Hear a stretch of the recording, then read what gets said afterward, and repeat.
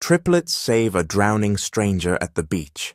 Their mother arrives and recognizes is her missing billionaire husband. "Somebody help!" The cry tore through the salty air as a body bobbed lifelessly in the crashing waves. Without hesitation, 3 small figures darted forward. 7-year-old triplets, Jalen, Jordan, and Jada Harris, splashed into the surf, their skinny legs kicking furiously against the pull of the tide. "Grab him, Jalen!" Jordan yelled, his voice swallowed by the roar of the sea. "I got him!" Jalen wrapped both arms around the stranger's shoulder, his little muscles straining. "He's sinking!" Jada screamed, pushing from behind with all the strength her small frame could muster. The man's limp body rolled toward them, heavy and frightening. For a terrifying moment, it looked as if the waves would swallow all 4. From the shore, Monica Harris leapt to her feet. The sandcastle contest her children had been waging only seconds earlier, now a distant memory. She had been smiling at their bickering, Jalen bragging about his moat, Jordan defending his towers, Jada insisting her castle was fit for queens, when everything changed in an instant. Now her heart pounded with panic. "Jalen! Jordan! Jada! Get back here!" she screamed, sprinting into the surf. But the triplets were determined. With desperate teamwork, they tugged and pulled, their tiny arms trembling. The waves fought them, splashing into their mouths, choking their lungs, but still they held on. Monica plunged into the water, grabbing the man's other arm. "Hold tight! Don't let go!" she shouted. Together, mother and children dragged the stranger to the wet sand, collapsing in a heap beside him. The man didn't move. His skin was pale, lips tinged with blue. "Mummy, is he dead?" Jada whispered, her eyes wide with terror. Monica forced down her fear, nurses' training surging to the surface. "Back up," she ordered firmly. She pressed her palms against his chest, pumping hard. 1, 2, 3. Her breaths sealed his, her tears mixing with seawater as she begged him to fight. "Please, breathe," she whispered desperately. For one agonizing second, nothing happened. Then the man convulsed violently, coughing up water, his chest jerking as air rushed back into his lungs. The triplets gasped in relief. "He's alive!" Jordan shouted, his voice cracking with awe. But Monica's relief turned to shock. Her eyes locked on the stranger's face, the sharp jawline, the scar above his brow, those unforgettable eyes. Her blood ran cold. Her lips trembled as she whispered, "Derek." The man blinked weakly, confusion clouding his gaze, his voice rasped like gravel. "Monica." The children stared between them, wide-eyed, not understanding. "Mommy," Jalen tugged at her sleeve. You know him?" Monica's world tilted. The man lying at her feet wasn't just a drowning stranger. It was Derek Carter, her husband, the billionaire the world thought was dead, and the father her children had never known. "Derek!" The name slipped from Monica's trembling lips before she could stop it. The triplets froze, wide-eyed, their wet clothes clinging to their small bodies. "Mommy," Jalen whispered, tugging on her sleeve. You know him?" Jordan frowned, suspicious. "Who is he? Why you say his name like that?" Jada tilted her head, confused and scared. "Mommy, is he our daddy?" Monica's heart slammed against her chest. Her throat went dry, panic tightening like a rope around her neck. She couldn't answer. Not now. Not with her babies staring up at her, needing truth she wasn't ready to give. The man groaned, coughing violently, his chest jerking as more seawater spilled from his lungs. Slowly, his eyes fluttered open. He blinked against the sunlight, dazed and unfocused, but then his gaze landed on Monica. "Monica?" His voice was raw, gravelly, but laced with familiarity that made her knees buckle. She gasped, her world spinning. The sound of his voice, that deep timbre she thought she'd never hear again, dragged her back to memories she had buried, wedding vows whispered in candlelight, promises under the stars, his laughter echoing through their old home. Number. She couldn't let those memories surface, not here, not in front of her children. "Stay still," she said quickly, her voice sharper than she intended. "Don't move. You need help." The triplets crowded closer, their faces full of innocent questions. "Mommy," Jada asked softly, "is he family?" Monica's heart shattered. She forced a brittle smile, swallowing her tears. "No, baby. He's just a stranger who needs help," but the lie burned on her tongue. Derek's weak hand twitched, as if reaching for her. "Monica, it's me. Please." She pulled back, her body stiff, hiding her trembling behind professionalism. "Don't talk. Save your strength." With practiced urgency, she waved down a group of lifeguards rushing toward them. "We need a stretcher now," she barked, sounding every bit the trained nurse she was. The lifeguards lifted Derek carefully, placing him onto a board. His eyes never left her, full of confusion, pleading, and a flicker of recognition that made her heart ache. The triplets trailed behind as Monica walked briskly beside the stretcher, her wet shoes slapping against the boardwalk. Jalen clung to her hand. "Mommy, why was he calling your name?" Monica squeezed his little fingers, forcing a steady voice. "He's confused.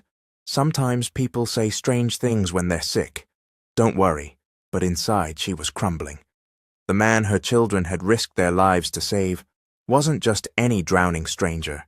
He was Derek Carter, the man she once loved, the man the world believed dead, and the man her children didn't even know existed. As the ambulance door slammed shut, Monica turned her face away from the kids so they wouldn't see the tears streaming down her cheeks. How could she tell them the truth? The steady beeping of hospital monitors filled the quiet room, broken only by Derek's uneven breathing. His body lay still against the crisp white sheets, an IV feeding fluid into his veins. The man who once commanded boardrooms and headlines now looked fragile, almost ordinary. Monica sat stiffly in the corner, her damp scrubs clinging to her skin. She pressed her palms together, whispering silent prayers, though her mind raced in every direction. She still couldn't believe it. Derek was alive after 7 long years of silence, rumors, and grief. The doctor entered, flipping through a chart. "He's malnourished, severely dehydrated, and likely suffering from exhaustion," he explained. "There are also signs of trauma. It could explain the memory lapses he's experiencing. He may not even remember everything that's happened to him." Monica's throat tightened. Memory lapses. A twisted part of her almost wished he didn't remember her, because if he did, how could she forgive him for leaving? And how could she explain to her children that the stranger they saved was the father they never knew? She rose abruptly, pacing the small space, her arms crossed tightly. The triplets sat in the hallway with coloring books Monica had grabbed from the nurse's station, but she could hear their voices rising with curiosity. 2 nurses leaned near the door, whispering as they exchanged glances. "Isn't that him? Derek Carter, the tech billionaire that went missing?" "Yeah, I swear that's him." "My aunt still talks about the news coverage. They said he was dead," the words carried, slipping out into the hall where 3 pairs of small ears caught every syllable. Jalen dropped his crayon, his big brown eyes widening. He hurried into the room, tugging on Monica's sleeve. "Mommy, they said he's Derek Carter." "The billionaire, and you called him Derek too." His voice shook with childlike honesty. Is he our dad?" The question hit Monica like a punch to the chest. She froze, every muscle locked, unable to form words. Jada peeked around the doorframe, her face pale with fear and hope tangled together. Jordan folded his arms, his tone sharp. "Tell us the truth, Mommy." We can handle it. But Monica's eyes filled with tears. Her lips parted, yet no answer came. She couldn't do it. Not yet. I need some air, she whispered hoarsely, brushing past them. She stumbled into the hallway, her vision blurring, her heart splitting in two. Behind her, the triplets exchanged confused glances. The truth hovered between them, heavy and unspoken, while inside the room their father stirred, unaware of the storm unraveling just beyond his hospital bed. The hospital walls closed in around Monica as she leaned against the corridor, her breathing shallow. The triplets' innocent questions still rang in her ears. Is he our dad? She had no answer for them. Not yet. Her heart was split wide open, bleeding memories she had buried under 7 years of survival. Her eyes stung as she pressed her palms over her face, and then, against her will, the past unspooled before her like a film she could not turn off. She was 18 again, a freshman at Howard University, clutching a stack of books so high she could barely see over them. The campus lawn buzzed with chatter, but she only noticed him when she stumbled, and strong hands steadied her. Careful, a deep voice chuckled. She looked up, and there he was, Derek Carter. Back then, he wasn't a billionaire, just another student with ambition in his eyes. I'm fine, Monica mumbled, embarrassed. You sure? His smile was magnetic, disarming. Because I don't mind carrying your books if it gives me an excuse to walk you to class. She had laughed nervously, thinking he was just another smooth-talking boy. But Derek wasn't like the others. He was relentless in his kindness, relentless in his pursuit of her. He studied late with her in the library, bought her coffee during finals, held her hand on cold walks back to the dorms. He dreamed aloud of building something great, something bigger than both of them, and he made her believe it was possible. By junior year, he had asked her to be his forever. She remembered the ring, modest, not flashy, but his eyes had been brighter than any diamond. They were married young, against the warnings of friends who said she was tying herself to a man with more ambition than stability, but she had believed in him, and he had delivered. Derek's startup, born in a cramped apartment with borrowed laptops, took off like wildfire. By the time Monica was pregnant, he was already attracting investors. When the triplets were just heartbeats in her womb, his name had started appearing in magazines. He didn't come from wealth, but he built it with his bare hands. And through it all, he remained the same man who carried her books and kissed her forehead when she studied too hard. At least at first, the more success he gained, the more wolves circled. Business partners who smiled in his face, but schemed behind his back. Investors who pushed him into ruthless deals. Derek always tried to shield her from it, telling her, "You just focus on us. I'll handle the world." But she saw the strain in his eyes, the way he paced the floors at night, phone pressed to his ear, whispering arguments about shares and betrayal. And then, the night everything changed. It was raining, she remembered, sheets of it hammering against the windows. Monica had been 8 months pregnant, moving slowly around their bedroom, folding tiny onesies she'd bought at a second-hand store. Derek burst in, soaking wet, eyes wild with fear. "Pack a bag," he ordered. "What? Why? Derek, you're scaring me." "They're coming for me, Monica. People I thought I could trust. I can't explain right now, but I need you safe. If anything happens to me—" "No!" She had dropped the onesie, her swollen belly between them. "You don't get to talk like that. We're a family. You're not going anywhere without me." But he had kissed her, urgent and desperate, his hands cradling her face. "You're my everything. You and the babies. That's why I have to do this. I'll fix it. I'll come back." And then he was gone. She had waited. Hours turned into days. Days into weeks. The news broke. Derek Carter was missing. Rumors spread like wildfire. A plane crash, foul play, an overseas escape. Some claimed he was dead. Others whispered he had run off with another woman. Monica had screamed at the television, thrown pillows at reporters who speculated heartlessly while she lay in a hospital bed, delivering 3 children alone. No funeral, no body, just silence. Now, standing outside his hospital room, those memories crushed her chest. She had raised the triplets with grit and prayer, never letting them feel the emptiness of his absence as deeply as she did. She worked double shifts, kissed scraped knees, taught them bedtime prayers, all while fighting to forget the man who had left her to drown in responsibilities.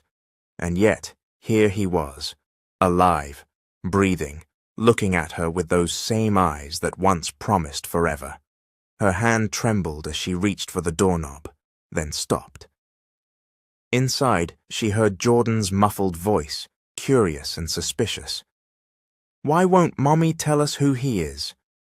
Jada answered softly, "Because maybe he really is our daddy." Monica pressed her forehead against the cool metal door, her tears spilling silently. The truth was clawing to get out, but so was her anger. How could she explain to 3 7-year-olds that their father hadn't been dead at all, only lost in a world of betrayal and lies? And how could she explain to herself that the love she thought she'd buried still burned, even now, when it should have turned to ash? The hospital room hummed with low machinery, the faint scent of disinfectant clinging to the air.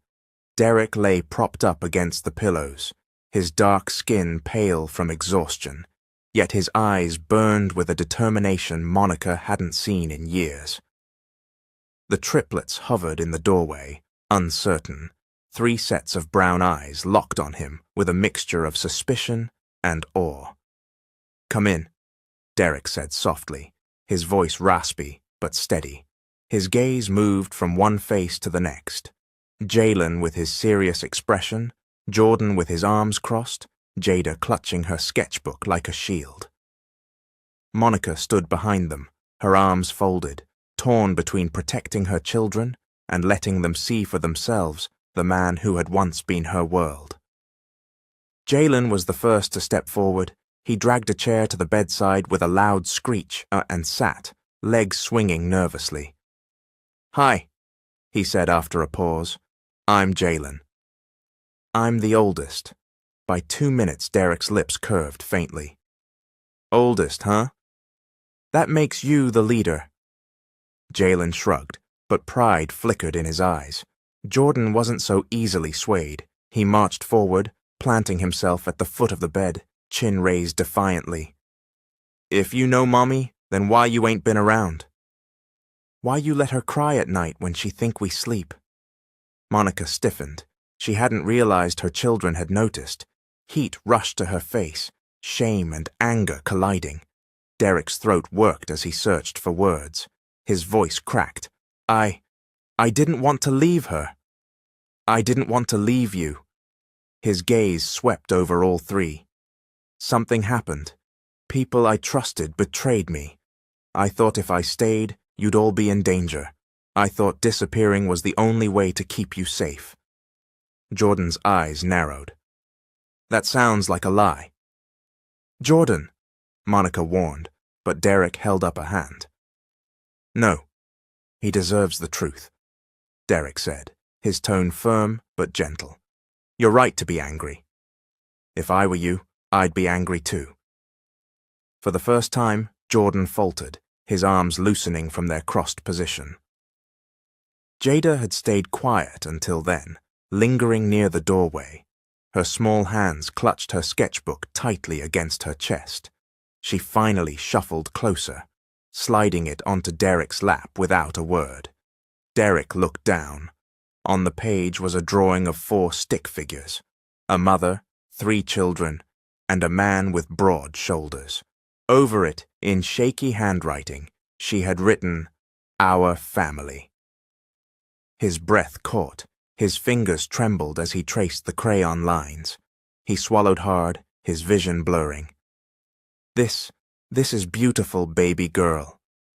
Jada's lips quivered, but she gave him a shy smile. "I drew it last year. I didn't know what you looked like, so I guessed." Derek pressed the paper against his chest, his voice breaking. It's perfect. The room fell into silence, heavy with emotions none of them knew how to carry. Finally, Monica cleared her throat, her voice sharp to cover her trembling. Children, give him some space. He needs rest, Jalen hesitated. But Mommy, I said now! Monica snapped. The triplets exchanged glances. Jada gave Derek a little wave. Jordan shoved his hands into his pockets, and Jalen muttered a reluctant, "Bye." Then they shuffled out, their small footsteps echoing down the hall. Monica lingered behind, her arms crossed tightly over her chest. "Don't do that," she said, her voice low but cutting. "Do what?" Derek asked, though he already knew. "Don't look at them like that. Don't speak to them like that. Don't make promises you can't keep."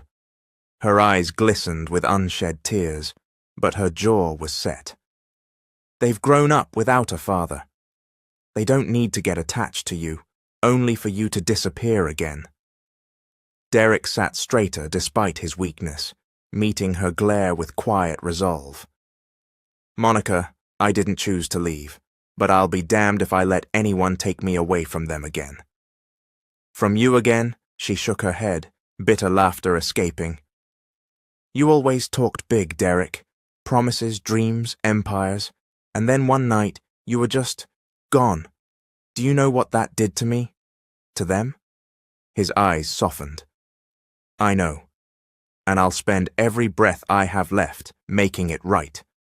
Monica's lips pressed into a thin line. "We'll see." She turned on her heel, her scrubs swishing as she walked toward the door.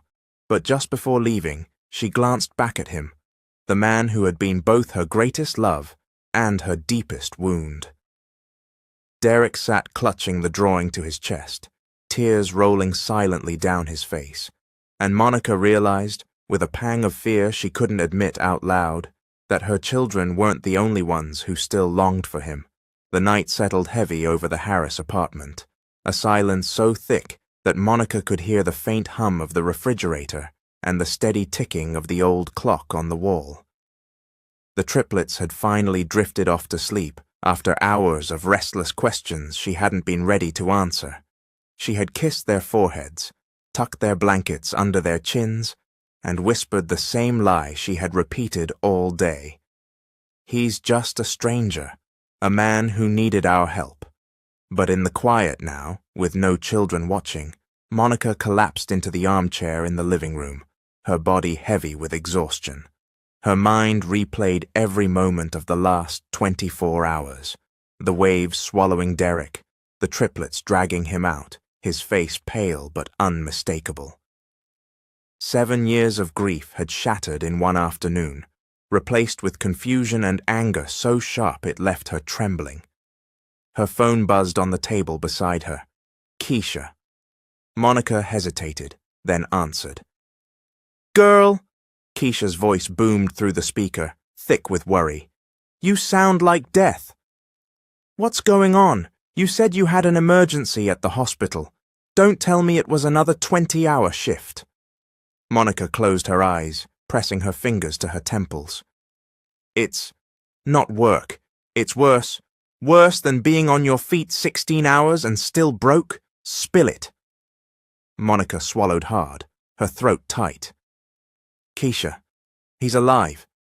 There was a pause on the other end. "Who's alive?" "Derek." Keisha's sharp inhale echoed through the phone. "What? Derek? As in your Derek, the billionaire who vanished and left you to raise 3 kids alone? That Derek?" "The only one," Monica whispered bitterly. Keisha let out a low whistle. "Lord have mercy. Where's he been all this time? Did he just show up at your door?" Monica's voice cracked. "No. The kids found him. He was drowning at the beach. They pulled him out. I had to give him CPR. Wait. Hold up." Keisha's voice rose in disbelief. "So your baby saved his life, and now he's back like nothing happened?" Monica laughed, but it was bitter and laced with tears. Back like a ghost that refuses to stay buried, and now they're asking questions. Questions I don't know how to answer. On the other end, Keisha's tone softened. You haven't told them? How can I? What do I say? Hey kids, surprise, the stranger you saved is your daddy, the man who abandoned us before you were even born. Monica's voice broke, her hands gripping the armrests until her knuckles turned white. You don't know he abandoned you, Mon, Keisha said gently. Maybe he really did get caught up in something bigger than himself. He left me 8 months pregnant, Monica snapped. I went through labor alone, raised 3 kids alone, worked double shifts while the world called me the poor widow of a billionaire. Do you know what that feels like, to be pitied and judged at the same time? Keisha sighed. I know. I've seen it. But baby, he's here now, alive, and you still love him. Monica's heart clenched. Don't say that. It's written all over your face, Keisha pressed. You've never stopped loving him, Mon. And I think you know it. The front bedroom door creaked. Monica froze. Soft footsteps padded into the hallway. She muted her phone and listened. The triplets. Whispers floated down the hall. Did you hear Mommy? Jalen's hushed voice. She said he's our daddy, Jada replied, clutching her stuffed bear. Jordan's tone was sharper, full of suspicion. Then why's she lying to us? Why she keeps saying he's a stranger? Monica's stomach dropped. They had overheard everything. She hurried to the hallway, catching them mid-whisper. Their eyes went wide as they realized she'd heard them. Back to bed, Monica ordered, her voice trembling. But Mommy, Jalen began. No buts, she snapped, louder than she meant. The kids flinched. Guilt stabbed her chest, but she forced her expression into steel. Go. The triplets shuffled back into their room, their little shoulders slumped, confusion and hurt clouding their faces. Monica leaned against the wall, pressing a shaking hand over her mouth. On the phone, Keisha's voice was faint. Mon, you still there? Yes, Monica whispered, her throat thick with tears. What happened? They heard me. They know, Monica said hoarsely. Silence stretched between them before Keisha finally spoke. Then maybe it's time, Mon. Time to stop running from it.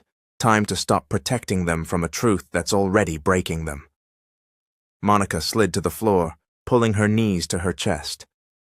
Keisha, I hate him for leaving me, for leaving us, but when I saw his face, when I heard his voice, she choked back a sob. All that hate melted into something else. Something I don't want to feel. Love, Keisha said softly. Monica's tears spilled freely. Yes, and that scares me more than anything. At the hospital, Derek stirred restlessly in his bed. His mind replayed the sight of his children, their eyes a mirror of his own, their voices laced with hurt he had caused without even knowing it. He reached for the drawing Jada had left him, clutching it like a lifeline. He knew he had lost years he could never reclaim, but he also knew this. He would not lose them again. And Monica, the woman who had kept his world alive even in his absence, she might hate him, but he had seen it in her eyes. The love wasn't gone. Buried, maybe, but not gone. He would fight for it, for her, for them, even if it killed him. The world outside Derek's hospital room didn't know it yet, but news had a way of leaking through cracks. In a high-rise office overlooking downtown Atlanta, Victor Langford swirled a glass of bourbon, his sharp eyes fixed on a glowing screen. The headline was small, buried deep on a gossip site. Unconfirmed reports suggest missing billionaire, Derek Carter, may have been spotted in Florida hospital. Victor's lips twisted into a cold smile. Well, well, well, he murmured. The ghost decides to rise. He set the glass down with deliberate care, his mind already racing. For 7 years, Victor had built an empire atop the bones of Derek's disappearance. He had manipulated board members, pushed Monica out of the company's orbit, and lined his pockets while telling the world he was preserving Carter innovations.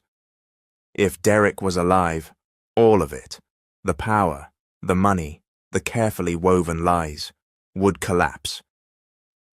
He pressed a button on his desk phone. "Get me Marcus." Moments later, a tall man with a scar across his jaw entered, his movements precise, dangerous.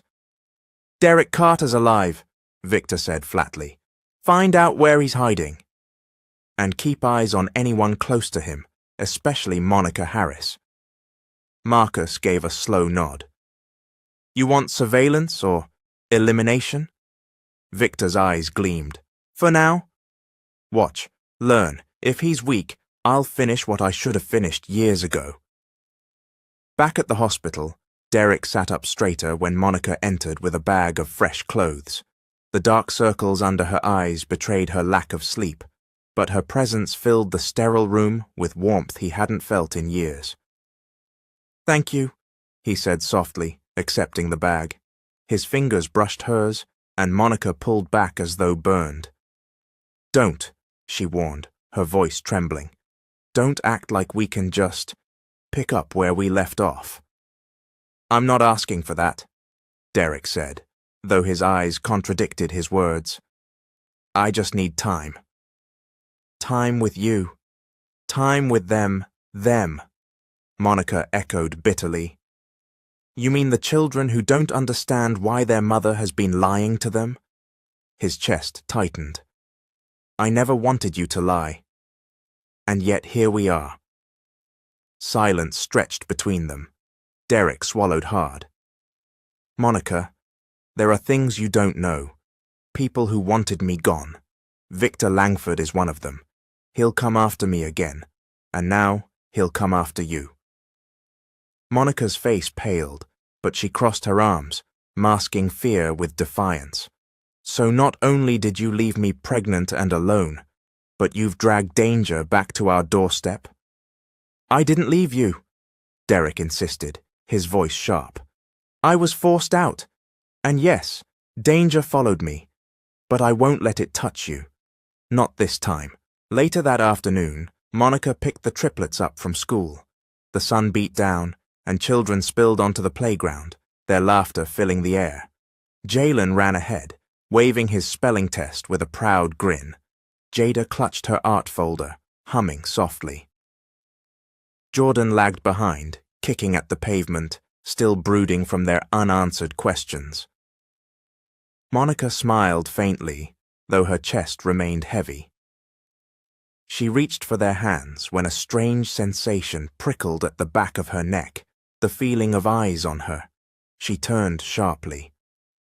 Across the street, a black sedan sat idling, its tinted windows reflecting the schoolyard. Too clean, too deliberate. Her breath hitched. "Hurry!" she urged, pulling the children closer. Jalen frowned. "What's wrong, Mommy?" "Nothing, baby. Just let's get home quick." But her eyes darted back once more. The sedan pulled away slowly, melting into traffic, leaving only the hollow echo of unease behind. That night, Derek sat up in bed, his body still frail, but his mind sharper than it had been in years. The triplets had visited earlier, shy but curious, and the memory of Jada's drawing pressed against his chest like armor. Monica stood at the window, arms folded, staring at the city lights beyond the hospital glass. "You saw them, didn't you?" Derek said quietly. She didn't turn. "The car?" "Yes." Her shoulders stiffened. "So it's true. Whoever hunted you before is watching us now." Derek swung his legs over the side of the bed, grimacing at the effort. "That's why I can't walk away again." "I won't." Monica finally turned, her eyes flashing with anger and fear.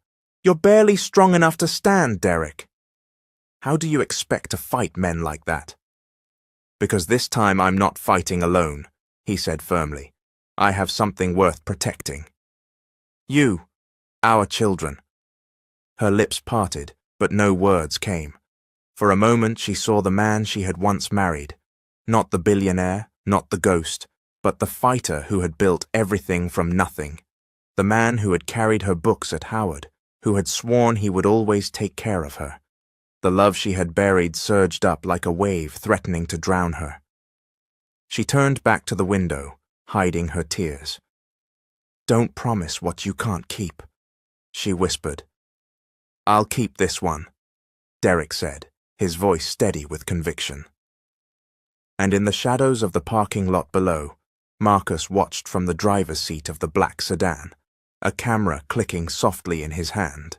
The cafeteria smelled of pizza and spilled milk, the kind of chaos only an elementary school could contain. Jalen, Jordan, and Jada sat together at their usual table, lunch trays in front of them. They picked at their food, trading bites like they always did. Jalen handing his fries to Jada, Jada slipping her cookie to Jordan. But the laughter around them didn't include them. A group of kids at the next table whispered and giggled, their eyes darting toward the triplets. "Hey!"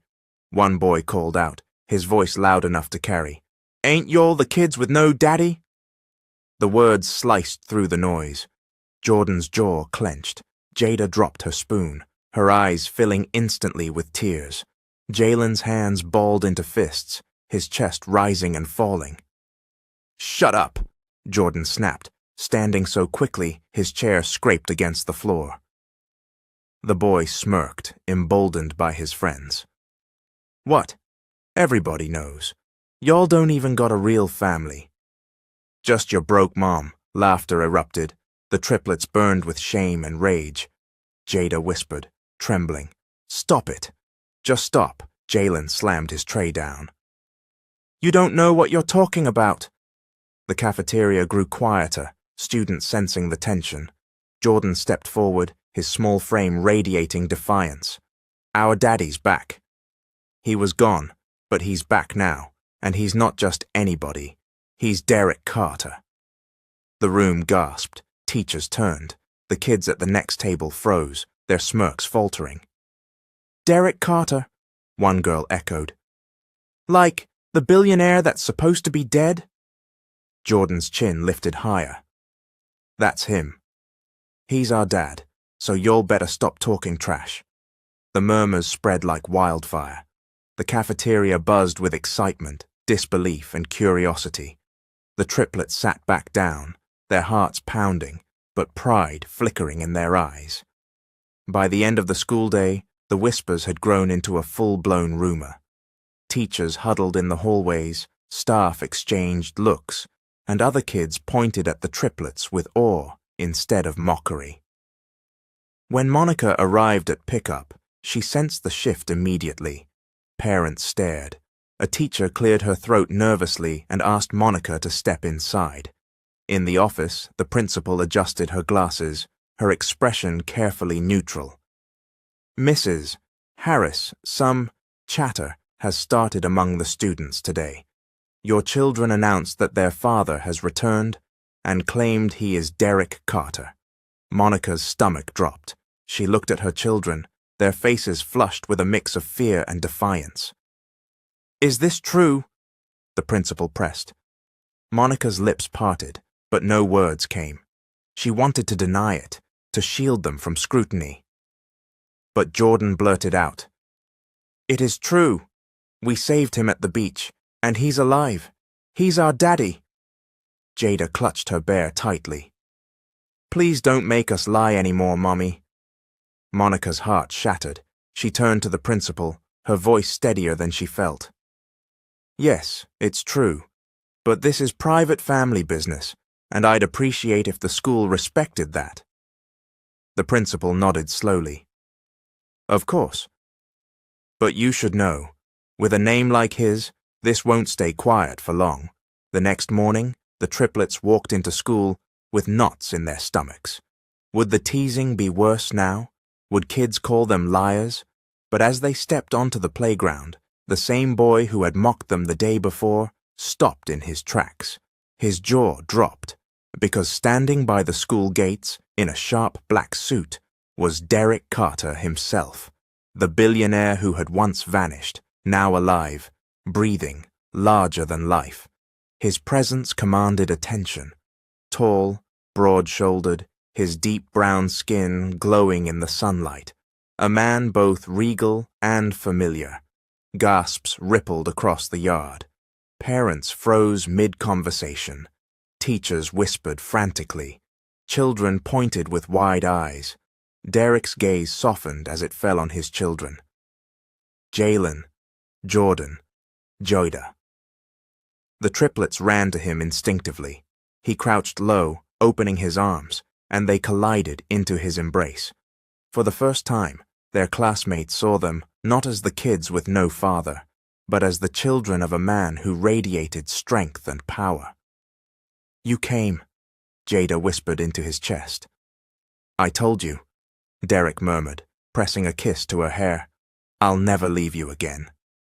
Jordan pulled back, his eyes glistening with pride he tried to mask.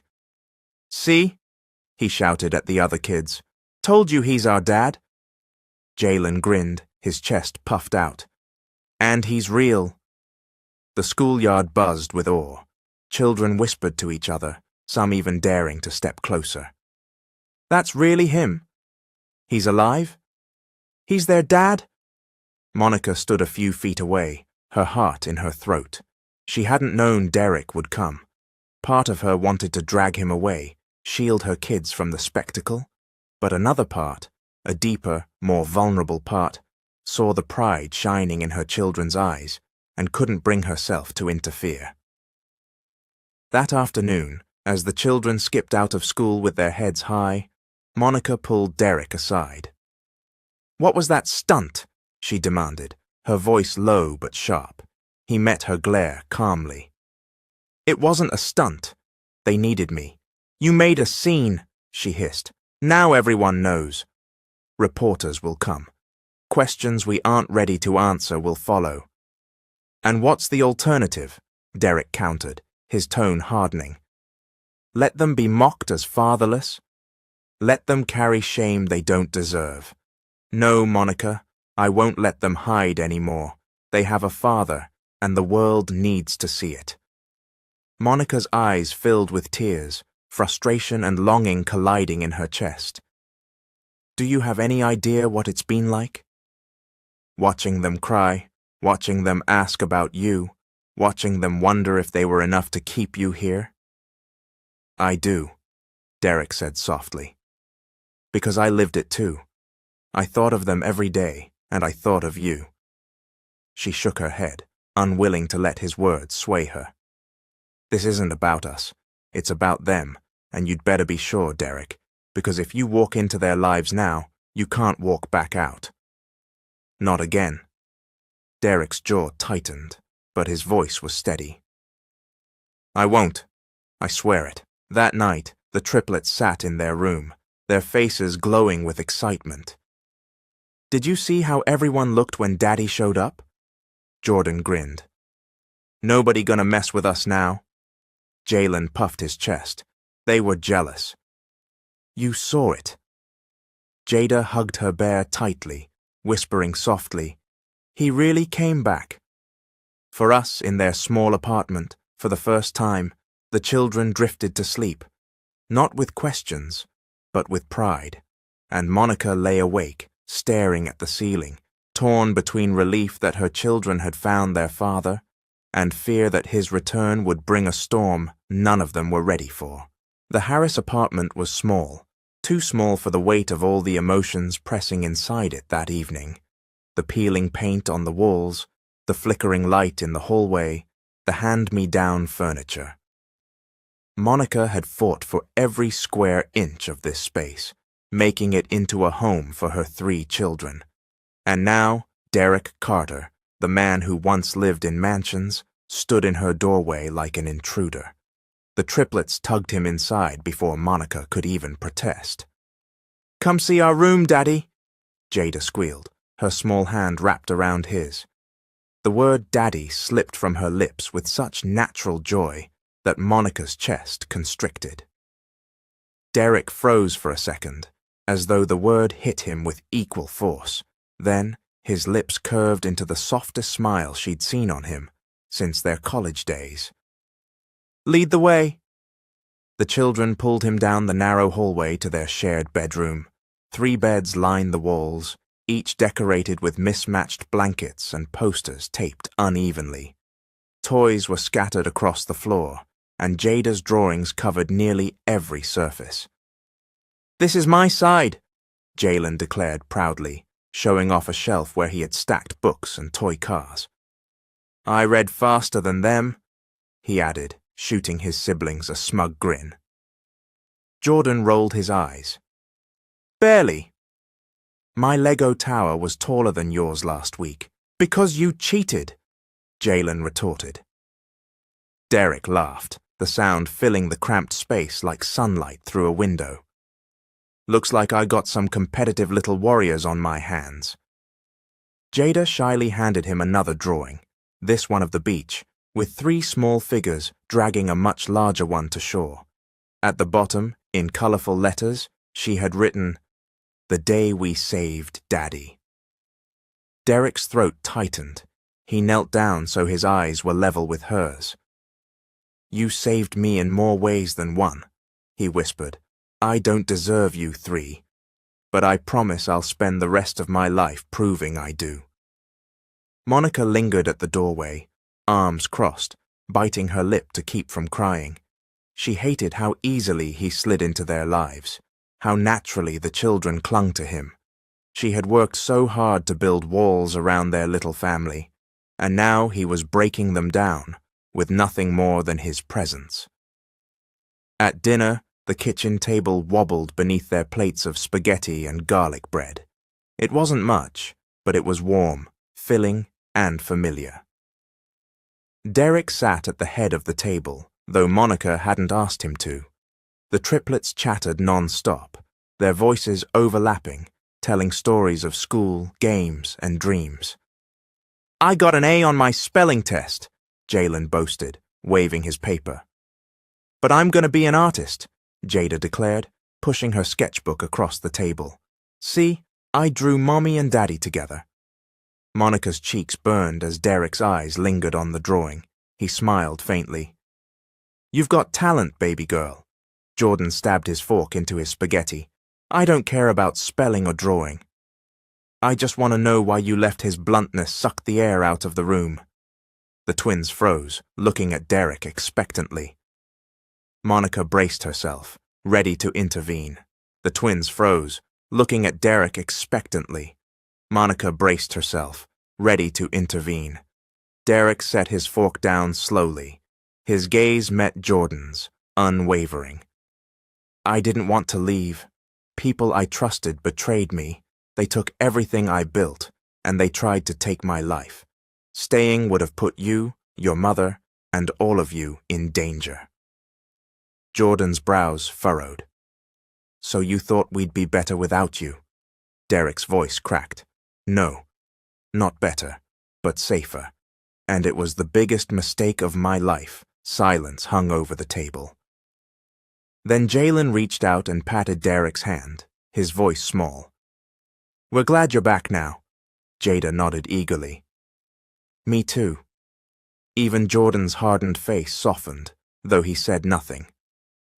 Monica's chest ached. She had spent years teaching her children resilience, independence, strength. And here was Derek, undoing all of it with one simple truth. They had wanted him all along. After dinner, the triplets curled up on the couch with Derek, piling on top of him as if afraid he might disappear again if they let go. He read them a bedtime story, his deep voice rumbling through the small apartment, and for a moment, Monica saw them all as they might have been, a family, whole and unbroken. When the children finally drifted to sleep, Monica stood by the kitchen sink, rinsing plates that didn't need rinsing, just to keep her hands busy. Derek approached quietly, leaning against the counter. "You've done an incredible job, Monica. They're smart, brave, beautiful, all because of you." Her throat tightened. "Don't flatter me." You weren't here to see the nights they cried, the nights I wondered if I could afford food, the nights I prayed for strength just to keep going. I know, Derek said softly, and I hate myself for it. He reached out, his fingers brushing her arm. But I'm here now. Let me help you. Let me help them. For a split second, she let herself remember the warmth of his touch, the safety she used to feel when he was by her side. Her body leaned toward him instinctively before she caught herself, jerking back. No, she whispered fiercely, her voice trembling. I can't just forget what you put us through. I can't let myself feel this again. Derek's eyes softened, but determination burned behind them. I'm not asking you to forget. I'm asking you to give me a chance to make it right. Monica turned away, blinking back tears. She couldn't let him see how much he still moved her, because the truth was, no matter how hard she fought it, she still loved him, and that terrified her more than anything. The hospital discharge papers were signed, and Derek Carter walked out under the blazing Florida sun, flanked by Monica and the triplets. His gait was slower than it once had been, his body weakened by years of hardship, but his head was high. The cameras hadn't caught up yet. No official press release, no media frenzy, but Derek knew it was only a matter of time. Somewhere out there, Victor had already seen the signs. In a sleek office across town, Victor sat at his desk, his fingers drumming against the mahogany surface. Marcus stood before him, a shadow in the dim light. Word is spreading, Marcus said. He showed up at the school. People are whispering. The billionaire is alive. Victor's eyes narrowed. Exactly what I feared. Derek is making himself visible, gathering sympathy, rebuilding his image. If the public embraces him, the board will too. I can't let that happen. Marcus tilted his head. You want him silenced? Not yet, Victor said coldly. Fear is stronger than death. If his family feels unsafe, maybe he'll back down. Start with the woman, Monica Harris. Send her a message she won't forget. Marcus nodded once. Consider it done. The next morning, Monica clocked in at the hospital, her scrubs wrinkled from another restless night. She tried to focus on charts, patients, and procedures, but her mind kept replaying Derek's words at dinner, the way he had read to the children, the way her heart had betrayed her by wanting that life again. She was scribbling notes on a patient's file when the envelope appeared on her desk. No one had seen who left it. The plain white paper sat there innocently, but Monica's stomach sank the moment her eyes landed on it. She slid it open with trembling hands. Inside was a single photograph, her children walking to school, their backpacks bright against the gray sidewalk.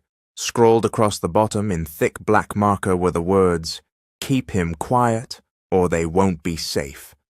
Her knees buckled. She grabbed the edge of the desk, her chest tightening as panic clawed up her throat. For 7 years she had struggled, suffered, and endured, but she had kept her children safe.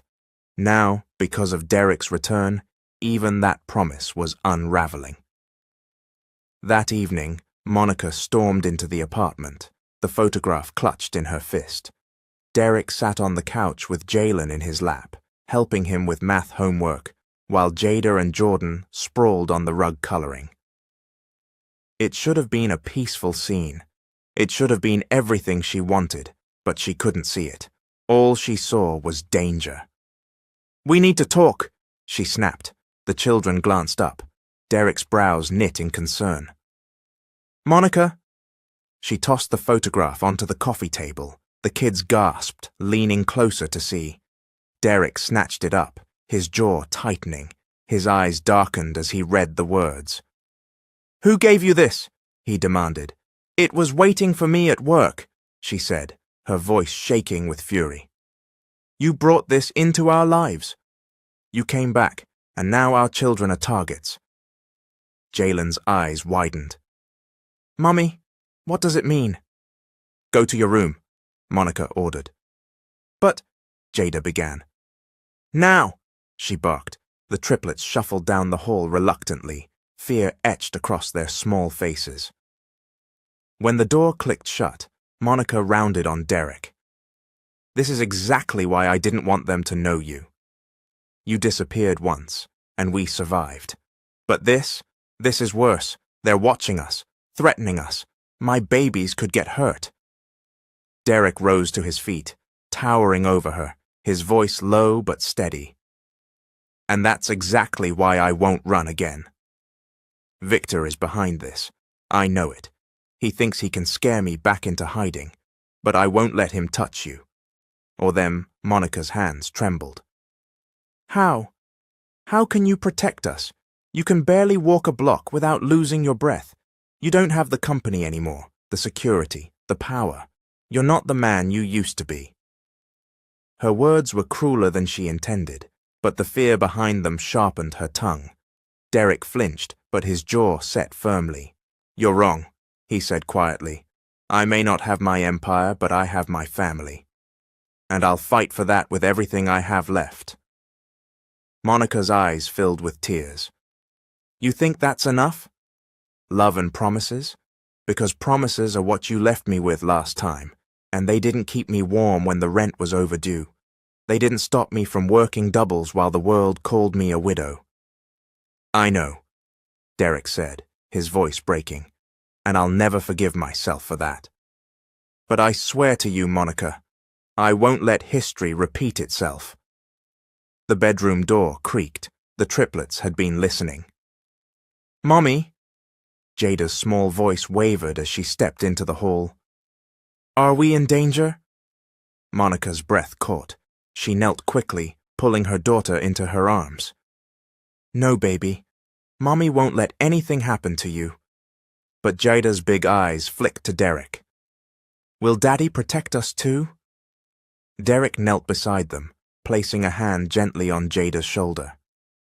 With my life, if, he vowed. His voice was soft, but carried the weight of an oath that reached beyond time and circumstance. Jalen and Jordan crept out behind their sister, both of them silent but watchful. Monica saw it in their eyes. They wanted to believe him. They needed to believe him, and that terrified her most of all, because if he failed again, their hearts, and hers, would shatter beyond repair.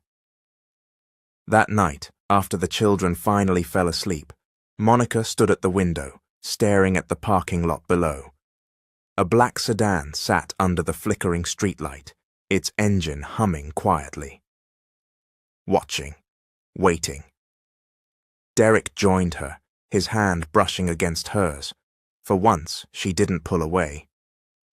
They stood in silence, two warriors battered by life, staring at the storm gathering on their horizon, and Monica realized with a shiver that whether she trusted him or not, their fates were bound together again.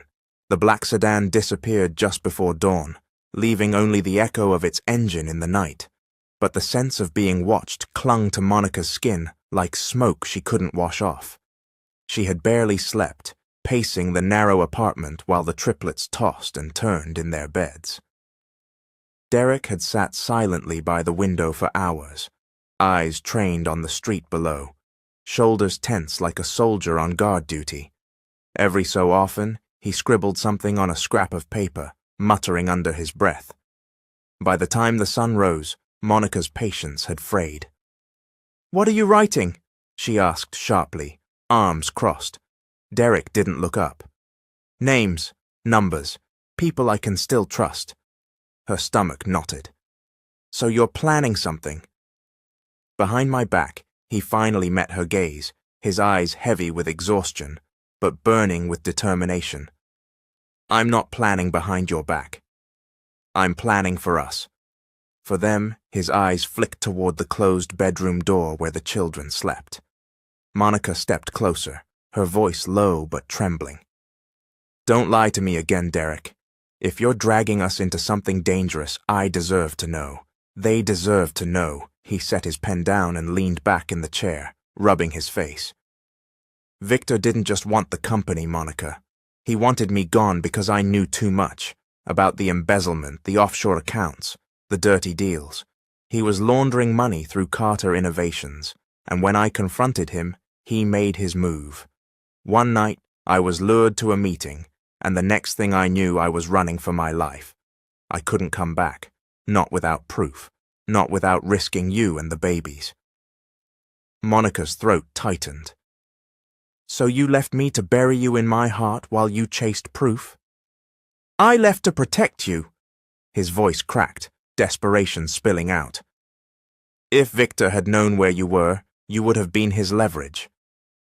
And now he knows about the kids. That changes everything. Monica pressed her palms against her eyes, trying to stop the tears. I don't know if I can forgive you for the years you stole. But I know this much. If anything happens to my children, Derek, I will never forgive you again. Later that day, the triplets bounced home from school, their chatter filling the apartment. They had begun to walk taller since Derek's reveal at the school gates, pride lighting their faces like small suns. Daddy, guess what? Jalen burst into the living room. We had to write about our families today, and I wrote, My dad is Derek Carter, and he's alive. My teacher looked shocked. Jada giggled, holding up another drawing. This time she had sketched the whole family together at dinner, smiling around a table far fancier than their own. One day we'll eat like this, right, Daddy?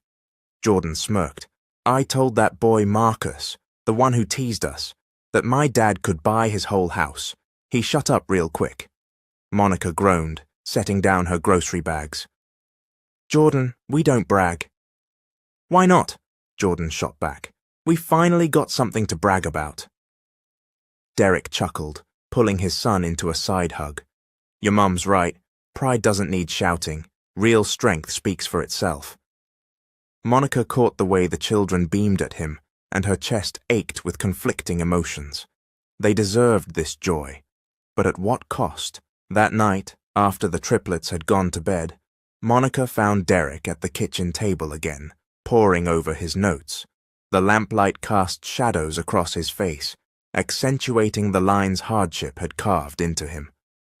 You can't fight this alone, she said quietly, leaning against the doorway. He didn't look up. I don't intend to. But I can't involve the police yet. Victor has half the city in his pocket. What I need are allies, people I trusted before everything fell apart. And you think they'll still stand by you after all this time? His lips pressed into a thin line. I don't know. But I have to try. Monica crossed the room, sitting across from him. For a long moment she studied him, the man she had loved, the man she had mourned, the man who had walked back into her life like a miracle and a curse all at once. You're not the same Derek I knew, she whispered. His eyes softened. Neither are you. You're stronger, fiercer. You've raised 3 incredible kids on your own. You've built a life from nothing, and I'm in awe of you, her breath caught. She hadn't expected those words, and they slipped past her defenses, striking a chord she didn't want to admit still existed. She shook her head quickly. Don't do that. Don't make me feel things I can't afford to feel right now. Monica, he said gently, reaching across the table, his hand brushing hers. You don't have to fight me. We're on the same side. Always where her hand trembled under his touch. She wanted to pull away, but she didn't. From the hallway, 3 small figures peeked around the corner. Look, Jada whispered to her brothers, her smile wide. They're holding hands. Jalen grinned. Told you they still love each other. Jordan rolled his eyes, but his voice was softer than usual. Maybe. The children tiptoed back to their room, whispering excitedly, hope blooming in their little hearts. For the first time in their young lives, the dream of a whole family felt possible. But outside, under the same flickering streetlight as before, Marcus leaned against the black sedan, a phone pressed to his ear. They're together again, he reported. The kids, the woman, and Carter. Looks like one big happy family. Victor's cold laughter crackled through the line. Good. Let him taste it. The higher he climbs, the harder the fall.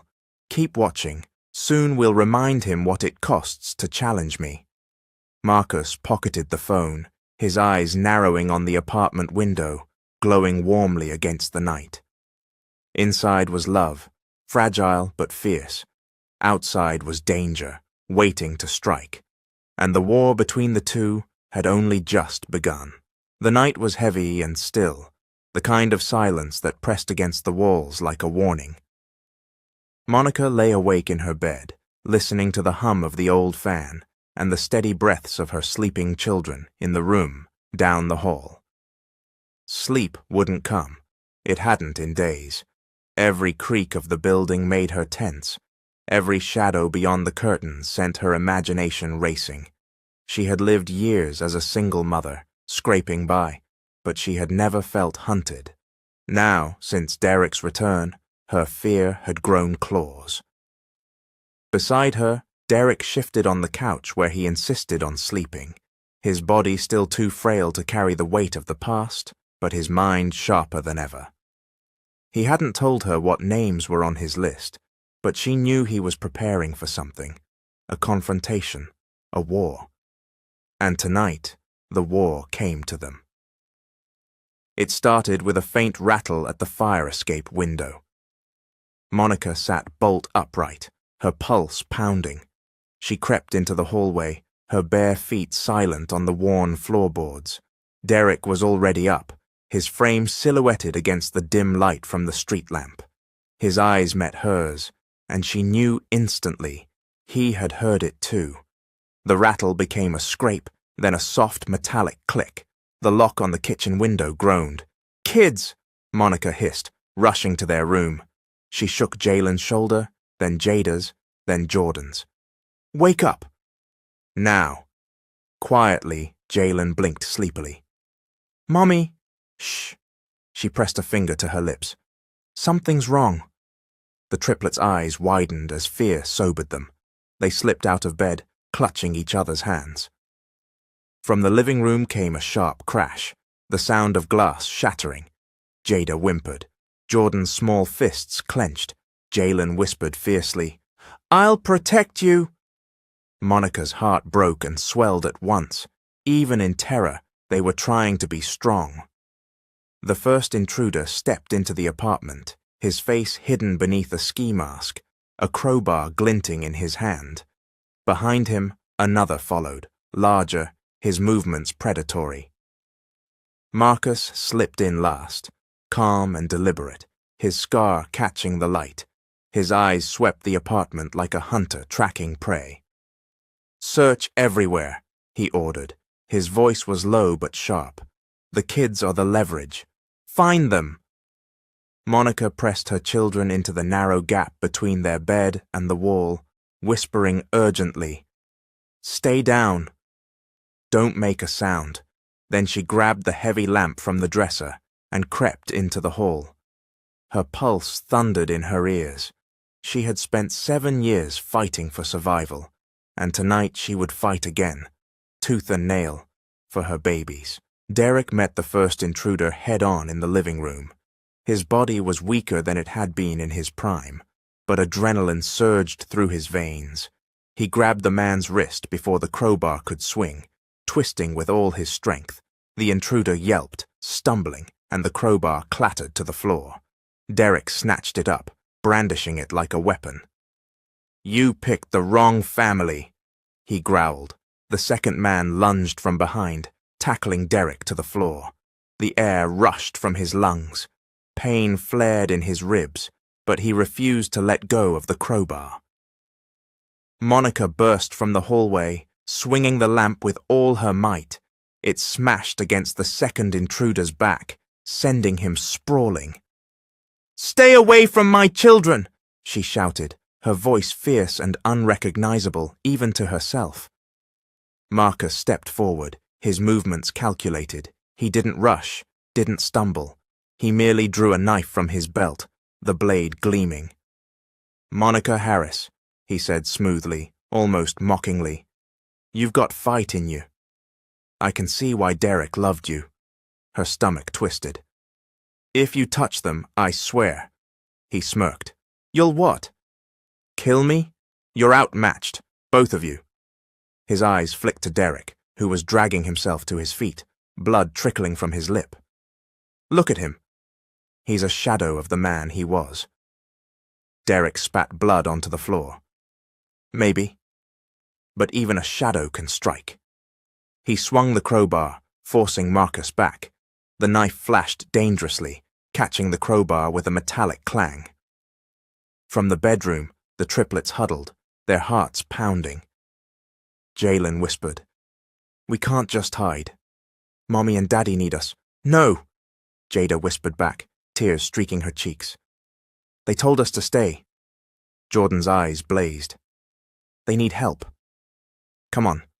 The three slipped out of the room, grabbing whatever they could find, a toy bat, a flashlight, a book heavy enough to throw. Their little legs trembled, but courage surged stronger than fear. In the living room, chaos erupted. Derek and Marcus grappled, the crowbar clashing against the knife. Monica swung a broken lamp base at the second intruder's head, dropping him with a groan. The first intruder scrambled for the door, blood dripping from his nose. Then came a cry. Leave our family alone! The triplets charged, swinging their makeshift weapons. Jalen bashed Marcus's arm with the toy bat. Jada shone the flashlight into his eyes. Jordan hurled the heavy book, smacking him in the shoulder. Marcus snarled, slashing the knife wildly. Monica screamed, diving forward to shield her children. But Derek was faster. He swung the crowbar with everything he had left, connecting with Marcus's hand. The knife clattered to the floor. Marcus staggered back, clutching his broken fingers, his eyes blazing with fury. This isn't over, he spat. He shoved the dazed second intruder toward the door. Retreat! They vanished into the night, leaving shattered glass, blood, and fear behind. For a moment, silence reigned. The only sound was the children's ragged breathing and Derek's heaving chest. Then Monica dropped to her knees, pulling the triplets into her arms. Are you hurt? Let me see you. We're fine, Mommy, Jada whispered, though her tiny body trembled. We helped. Monica kissed each of their foreheads, tears streaming down her face.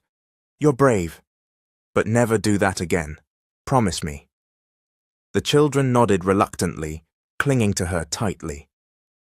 Across the room, Derek slumped against the wall, blood dripping from a gash above his eye. Yet in his expression, there was no defeat, only grim determination.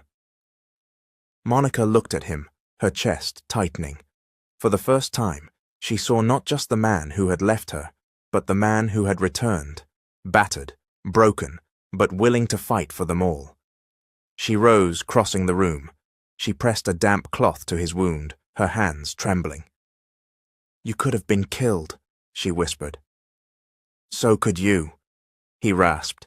His hand caught hers, holding it steady against his temple. Monica, this is just the beginning. He won't stop. Not until he's destroyed me, and everything I love. She met his eyes, her own wet with tears. Then we can't do this separately. If we're going to survive, we have to face it together. Derek's chest heaved, emotion flickering across his battered features. Does that mean?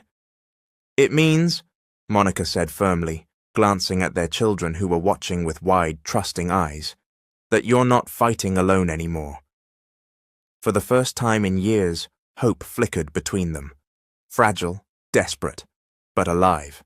And outside in the shadows, Marcus cradled his broken hand, seething. He pulled out his phone and dialed. He fought back, Marcus growled. The family's stronger than I thought. Victor's voice hissed through the receiver. Then we'll hit harder. Break them where it hurts most. If he wants a war, I'll give him one. Morning sunlight filtered weakly through the blinds, illuminating the chaos of the Harris apartment. Shards of glass still glittered faintly on the floor, remnants of the night's attack. Monica had swept most of it away, but the sharp edges remained in corners, a reminder of how close they had come to losing everything. The triplets sat around the small table, unusually quiet, their cereal growing soggy in untouched bowls. Jada held her stuffed bear tightly in her lap, her eyes darting to the window every few minutes. Jalen stared at his spoon, jaw clenched, while Jordan tapped his foot impatiently against the floor. Derek watched them, guilt a heavy stone in his chest. He wanted to gather them all into his arms and promise safety, but he knew promises meant little without action. Finally, he pushed his chair back and stood, his voice steady. "This ends today." Monica looked up sharply. "What do you mean?" "I mean," Derek said, pacing the small kitchen, "we can't sit here waiting for Victor's next move. He's not going to stop, Monica. He'll keep coming until he destroys us. The only way to protect the kids is to take the fight to him." Monica crossed her arms, her exhaustion bleeding into her tone. "And how exactly do you plan to do that?" "You've been out of the game for 7 years, Derek.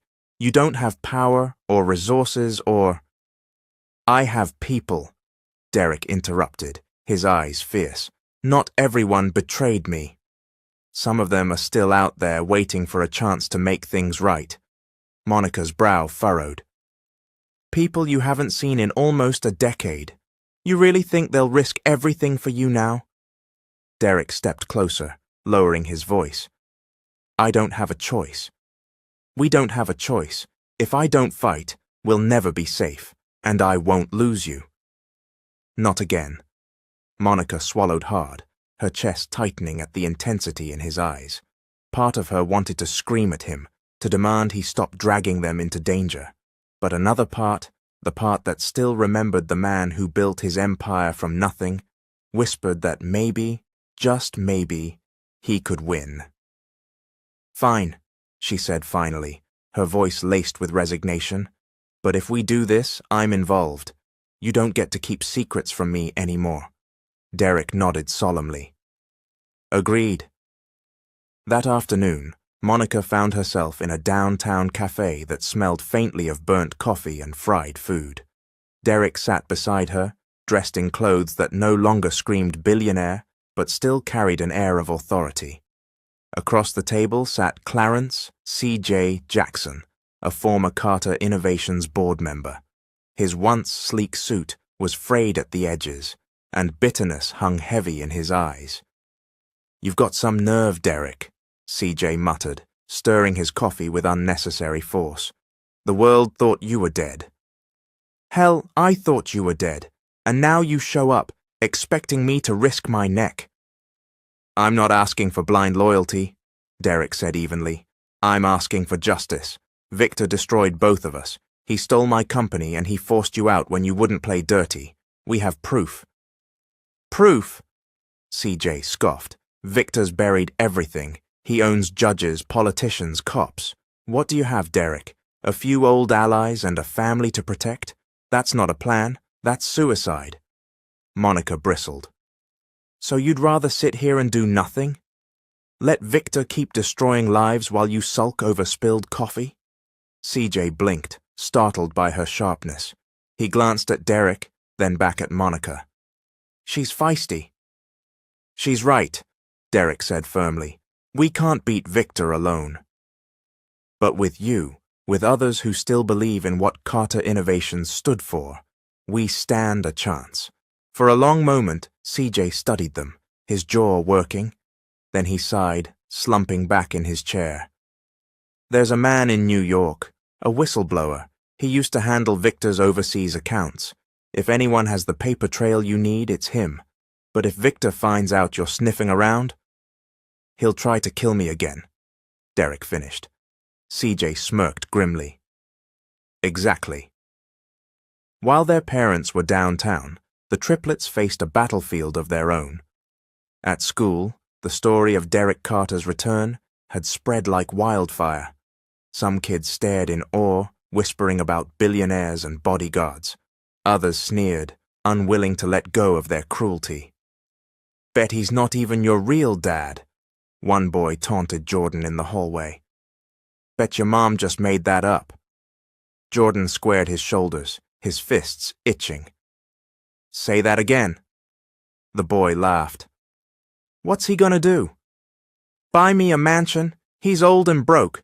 My dad says rich men don't drown in the ocean unless they're stupid. Before Jordan could swing, Jalen stepped in, his voice sharp. Don't talk about our dad. You don't know him. Jada clutched her drawing folder, her eyes flashing with tears. He's real. And he loves us. The confrontation drew a crowd. Teachers broke it up quickly, but the whispers lingered.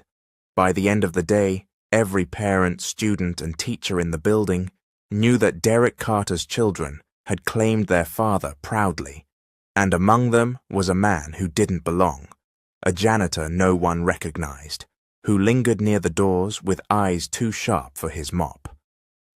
When Monica and Derek returned home that evening, the kids ran to greet them, their faces glowing with defiance and pride. We told them, Jordan announced. We told everyone you're our dad, and we don't care what they say. Monica froze. You... what? They can't make fun of us anymore, Jada added, because we're not ashamed. We have a daddy now. Derek's chest swelled with pride, but Monica's stomach twisted. She pulled him aside, her voice low and furious. Do you hear what they just said? They announced it to the whole school, to the whole neighborhood. Do you know what that means? It means they're proud, Derek said softly. It means they finally feel whole. It means Victor knows exactly where to hit us, Monica snapped. Even as she spoke, the phone rang. Monica snatched it up, her heart racing. A distorted voice crackled on the other end. Tell your children to keep quiet, Mrs. Harris. If they don't, next time we won't just break windows. The line went dead. Monica's hand trembled as she lowered the phone. The triplets stared, confused by her pale face. Derek's eyes darkened like a storm. That's it, he growled. No more hiding. No more waiting. It's time to take Victor down, once and for all. That night, after the children were asleep, Derek and Monica sat at the kitchen table, papers and notes spread out between them. We'll need to move quickly, Derek said, sketching out names, routes, connections. Victor has eyes everywhere. But if we can get to this whistleblower CJ mentioned, we'll have the leverage we need. Monica leaned forward, exhaustion written across her face. And what happens if we fail? What happens if the kids get caught in the crossfire? Derek reached across the table, taking her hand. Then we don't fail. We can't. I swear to you, Monica, I'll protect them with my life. Her eyes softened despite herself. For the first time, she saw not just a broken man clawing his way back, but a father willing to sacrifice everything. She squeezed his hand, her voice steady. Then we fight together. In the silence that followed, something shifted between them. Not forgiveness, not yet, but trust, fragile and flickering, had begun to return. And outside, in a parked car, under the flickering streetlight, Marcus reported to Victor once more. They're moving. Planning something, Victor's voice was a hiss of venom. Let them. The higher they climb, the harder they'll fall. Next time we take the children. The courthouse steps were a circus.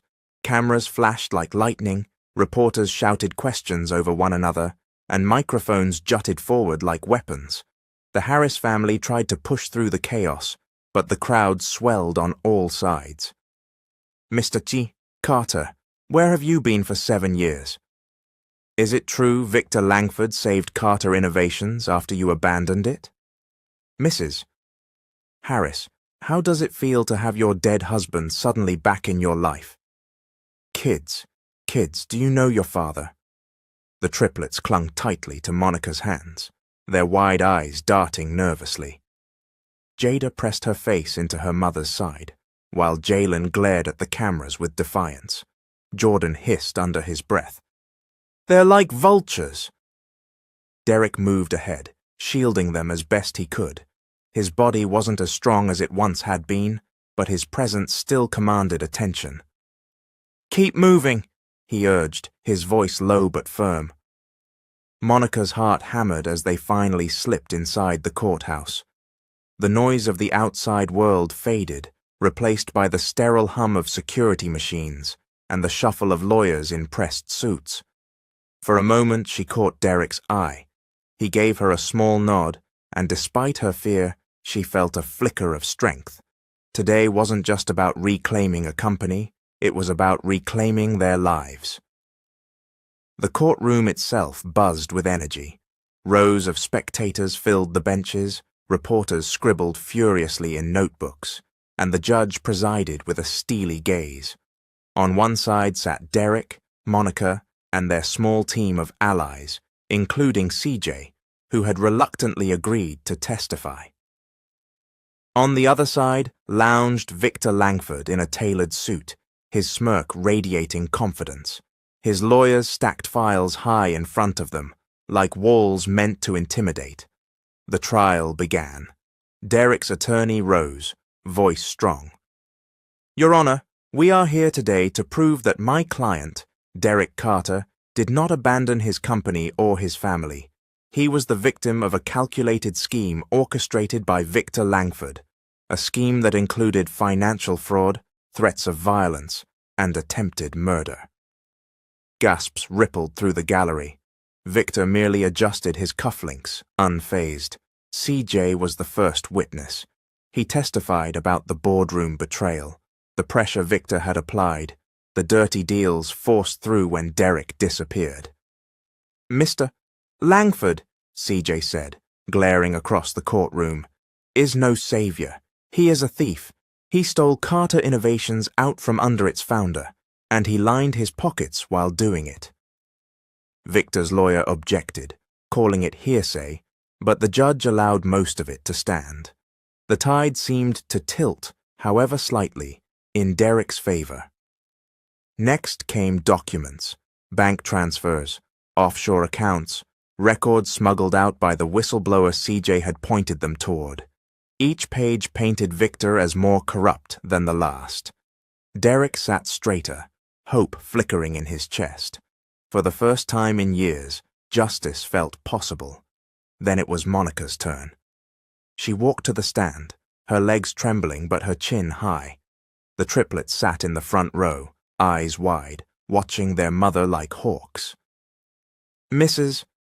Harris," Derek's attorney began gently, "can you tell the court about the night your husband disappeared?" Monica swallowed hard, her voice cracking at first. "I was 8 months pregnant.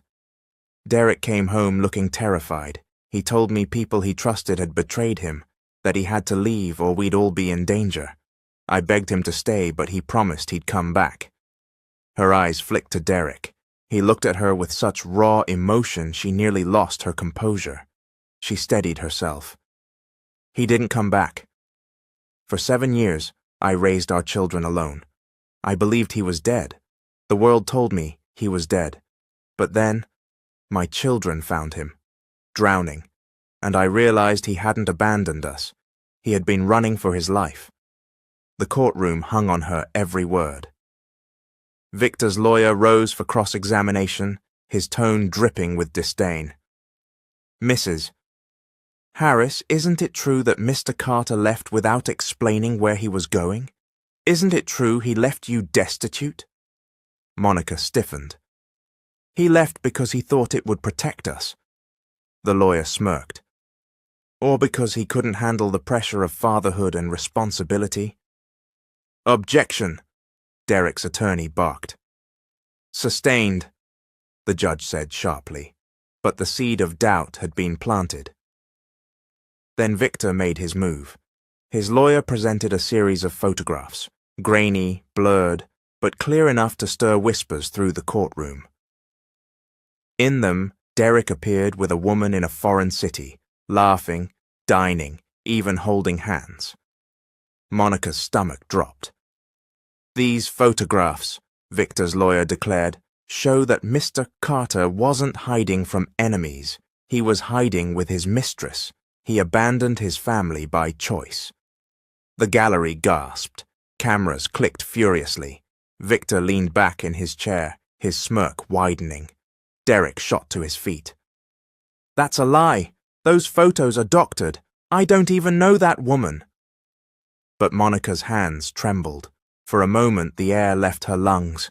Memories of lonely nights, of doubting herself, of wondering if Derek had found someone else. All of it came rushing back. The triplets looked at her, confused and scared. "Mommy?" Jada whispered, but Monica couldn't answer. Her faith in Derek wavered, just when he needed her most. The judge banged the gavel for order, but the damage was done. Victor had planted poison in the narrative, and the courtroom buzzed with uncertainty. Derek turned to Monica as court adjourned for the day, desperation etched across his face. "Monica, you have to believe me. I never betrayed you. I never stopped loving you." Monica blinked back tears, torn between the man she remembered and the storm of doubt now raging inside her. She wanted to believe him. God, she wanted to. But the world had taught her that hope was dangerous, and as Victor strutted out of the courtroom, his laughter echoing faintly, Monica realized the battle wasn't just for the company, it was for the truth itself. That night in their small apartment, the family sat in silence. The children whispered questions Monica couldn't answer. Derek sat at the table, fists clenched, trying to find words that would undo the lies. Finally, Monica spoke, her voice hollow. "If we're going to win this, Derek, you'd better have proof. Not just words, proof that he's lying." Derek met her gaze, his eyes blazing with determination. "Then I'll get it. Whatever it takes." And outside, as always, the black sedan waited under the flickering streetlight. The weight of Victor's lies lingered long after the gavel struck adjournment. Monica had gone home with the children, her heart heavy with doubt, while Derek stayed behind with CJ and his lawyer, poring over evidence until his eyes burned. The photographs haunted him. Forged or not, they had shaken Monica. He could still see the look in her eyes, the old pain resurfacing, the fragile trust crumbling. He had sworn to himself that he would never let her hurt like that again. And now, unless he found undeniable proof, Victor's poison would win. The next morning, Derek sat at CJ's cramped apartment, papers strewn across the table. These photos, Victor timed them perfectly. He knew Monica would break if he could make her question me. CJ rubbed his temples. "Yeah, but doctored photos can be disproved. Problem is, you need someone who can trace them back to him." Derek's mind raced. Then he remembered. Evelyn Cho. She used to work in cybersecurity for Carter Innovations. If anyone can prove tampering, it's her. CJ raised a brow. She left the company when Victor took over. "You think she'll help?" "She left because of him. If she hates him even half as much as I do, she'll help." Evelyn's small office smelled of coffee and metal, servers humming softly around her. She was older than Derek remembered, with streaks of grey in her hair and sharp, knowing eyes. "You've got nerve showing up here," she said, arms crossed. "Everyone thought you were dead." "Not dead," Derek replied, "just silenced, and I need your help to prove it." He slid the photographs across her desk. Evelyn studied them, her lips tightening. "Victor's handiwork. Amateur hour, really. He's sloppy because he thinks no one will question him." Her fingers flew across the keyboard, pulling metadata from the files, tracing IP addresses, cross-referencing timestamps. Within an hour, she looked up, her eyes gleaming. These images were manipulated. And guess where the editing was done? A server tied directly to one of Victor's shell companies. "It's all here." Relief surged through Derek, nearly buckling his knees. Can you testify? Evelyn smiled grimly. Gladly. Back at the apartment, Monica folded laundry mechanically, her mind far from the simple task. The triplets played quietly in the living room, sensing her mood. Mommy, Jada said softly, do you think Daddy lied? The question pierced Monica's chest. She dropped the shirt in her hands, kneeling to face her daughter. I don't know, baby. I want to believe him. I want to believe he's telling the truth. But believing hurts sometimes, Jordan scowled. He's not lying. I know it. Victor's the liar. Jalen nodded. Daddy fights for us. Why would he do that if he didn't love us? Monica's eyes filled with tears. She wanted to explain adult betrayals, adult fears, the scars that ran too deep for children to see. But all she could do was pull them close. Whatever happens, she whispered, we stick together. Always, the courthouse overflowed with people. The trial had become the story of the year, the return of Derek Carter. Outside, cameras lined the steps. Inside, every seat was filled. Monica sat with the triplets in the front row, her heart hammering. She wanted to believe Derek would clear his name, but the photographs still clawed at her mind. Then Evelyn took the stand. She spoke clearly, confidently, walking the jury through metadata, timestamps, and server logs. She explained how Victor's team had doctored the photos, planting them to frame Derek. Ladies and gentlemen, she concluded, holding up a printed log, this isn't speculation. This is fact. The photographs were falsified, and the digital trail leads directly back to Victor Langford. Gasps rippled through the courtroom. Victor's smirk faltered. Derek's attorney pounced, presenting the documents Evelyn uncovered. Bank transfers, offshore accounts, falsified records. Piece by piece, the web of corruption was laid bare. The judge's gavel struck. Order! Order! But the tide had turned.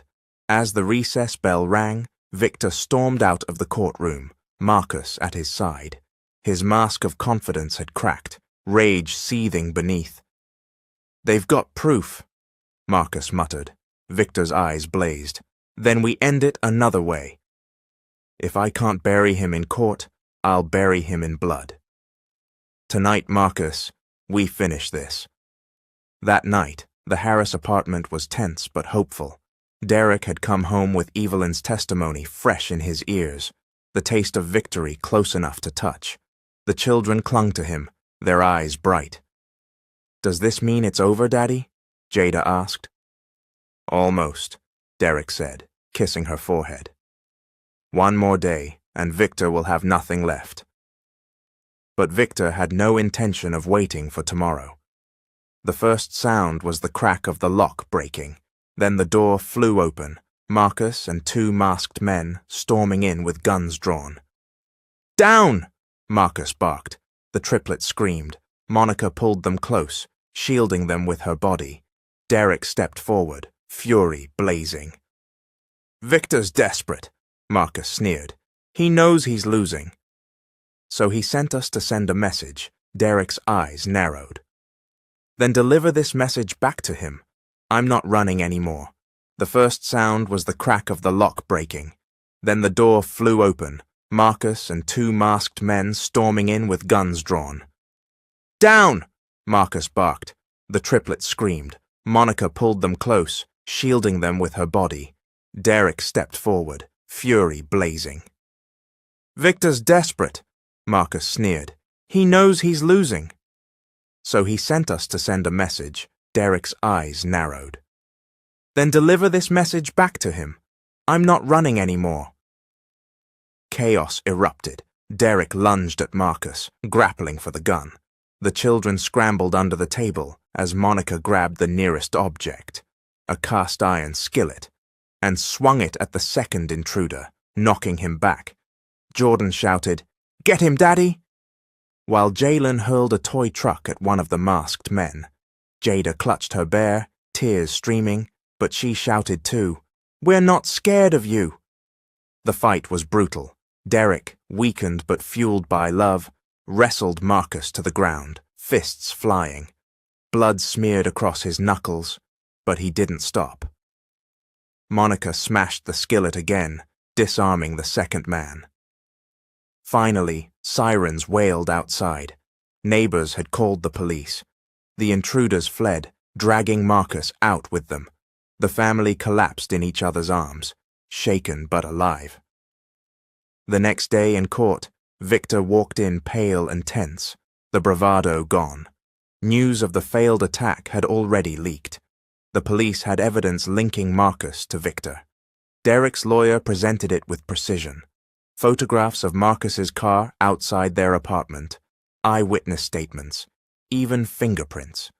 The jury deliberated only 2 hours. When they returned, the foreman spoke clearly. "We find in favor of the plaintiff, Derek Carter." The courtroom erupted. Victor shouted, "This isn't over! You'll regret this!" as bailiffs restrained him. Marcus's broken hand trembled in cuffs. Derek stood tall, tears in his eyes, as the judge restored Carter Innovations to him. But the true victory was the look on Monica's face. Relief, trust, and something else. The first glimmer of forgiveness. By noon, the congratulatory texts had slowed, and a man in a grey suit was knocking like he owned the door. He didn't smile when Monica opened it. He simply handed over a stack of papers, thick as a phone book. "Emergency injunction," he said, "per the keyman clause in Carter Innovations legacy financing, effective immediately.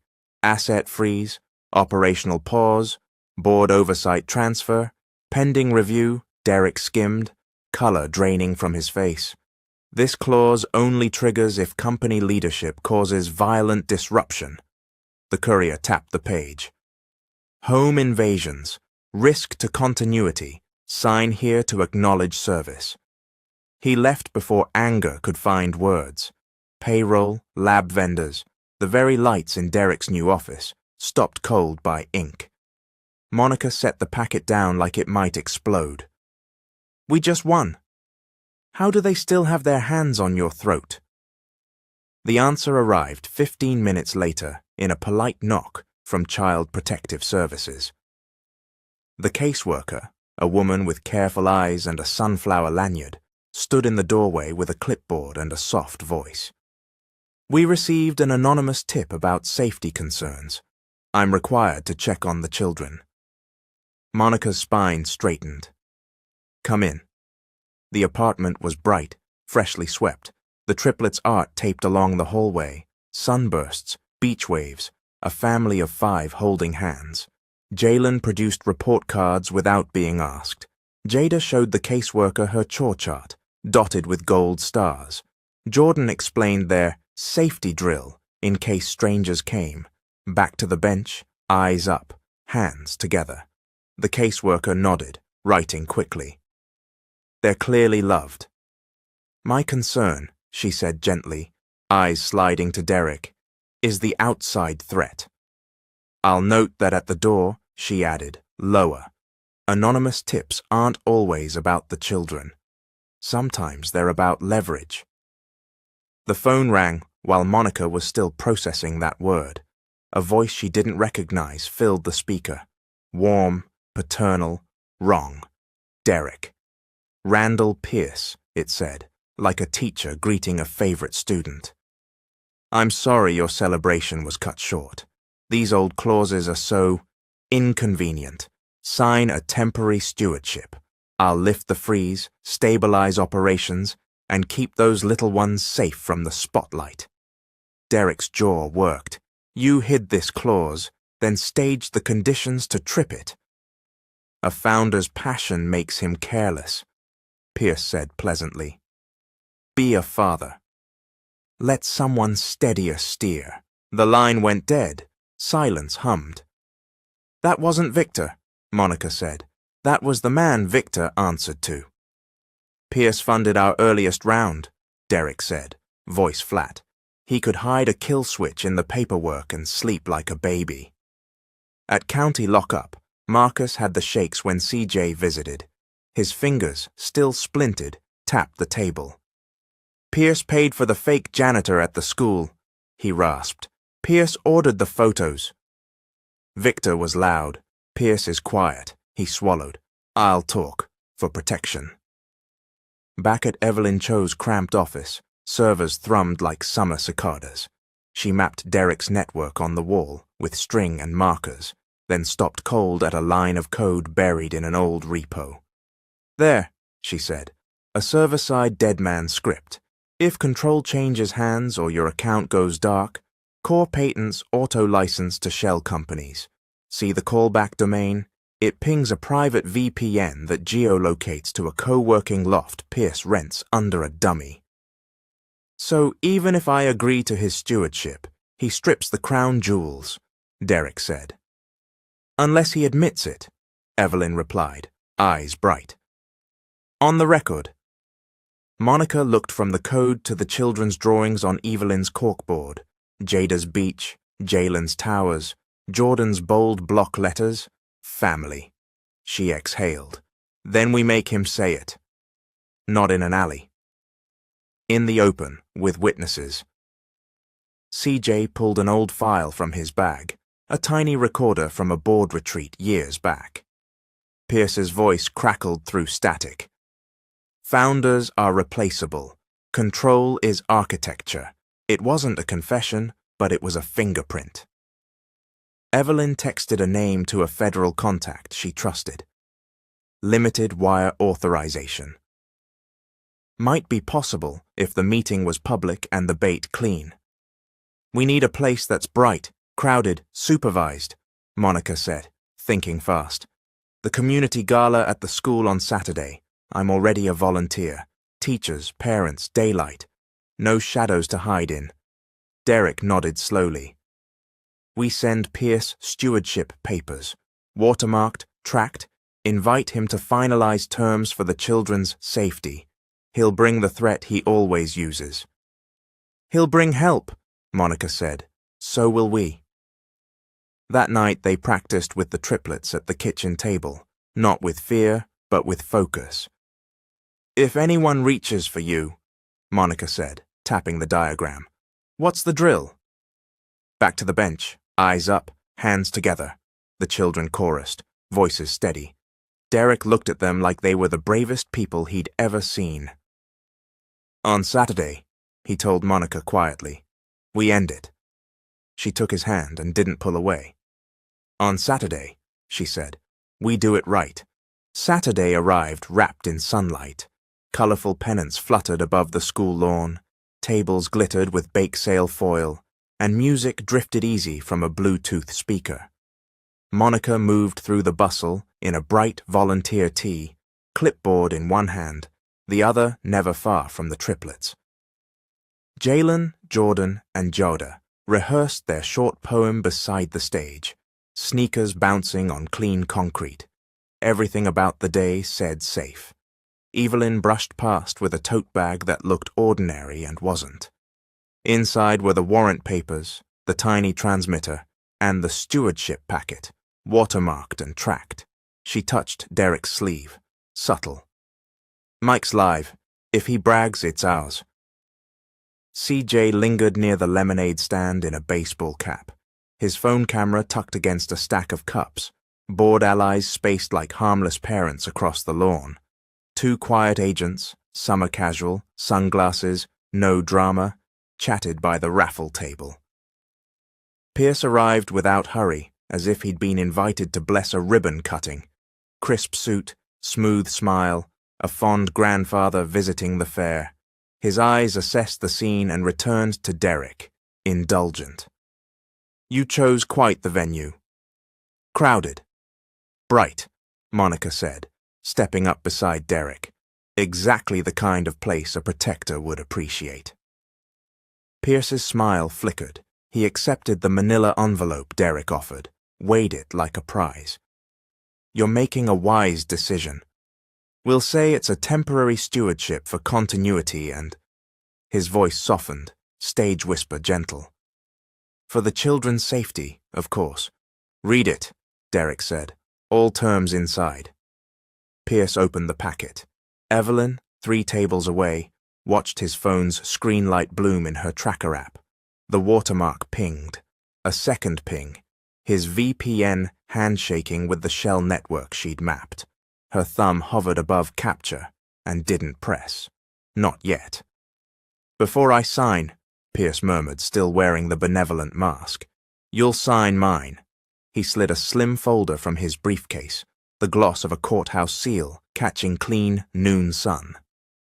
"A temporary guardianship petition, purely precautionary. If online chatter grows dangerous, it gives me discretion to relocate the children, pause public appearances." Monica's smile didn't reach her eyes. "Relocate whose children?" Pierce leaned closer, voice so mild it curdled. "Do you truly want CPS cycling through your living room again?" One phone call turns sunlight into interrogation. Let adults carry the hard parts. The mic under the table took every word like a gift. Evelyn's app flashed. Live audio. Logging. She glanced toward the agents. One adjusted his sunglasses and gave the faintest nod.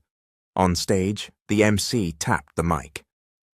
"Next, a poem from—" The triplets stepped into the shade of the canopy, bright-eyed. Their first line floated warm across the crowd. "Family is hands we hold, not hands we fear." Movement to the left. A maintenance shirt.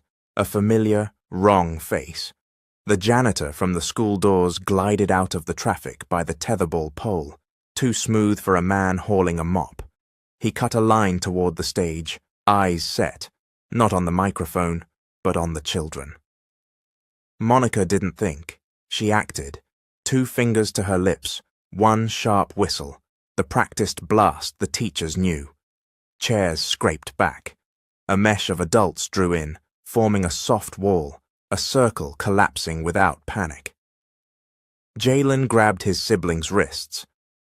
"Drill," he said, voice steady. "Back to bench."